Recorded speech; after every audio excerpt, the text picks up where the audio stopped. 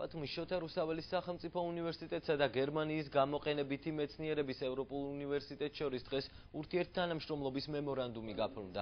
ხელშეკრულებას ხელი ბათუმის უნივერსიტეტის რექტორმა და გერმანიის გამოყენებითი მეცნიერების უნივერსიტეტის დეკანმა მოაწერეს.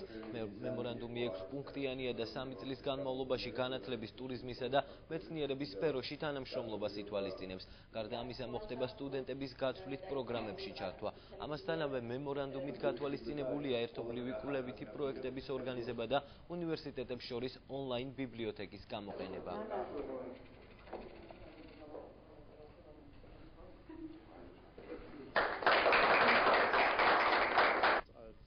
Hochschule bedeutet dieses Memorandum sehr viel.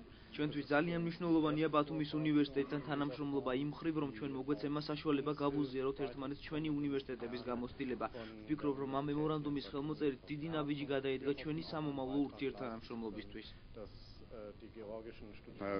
ხელშეკრულება, რომელიც მათთან გაფორმდა, ეს მოგცემს საშუალებას ტურიზმის სფეროში განათლების ინტერნაციონალიზაციის თვალსაჩინით, რომ მივახციოთ ევროპულ საგანმანათლებლო სივრცეში ინტეგრაციას და მეორეს მხრივ ჩვენ მოგცემს საშუალებას, რომ ადგილზე მათი დახმარებით მოამზადოთ მაღალკვალიფიციური საერთაშორისო სტანდარტების მქონე სპეციალისტები.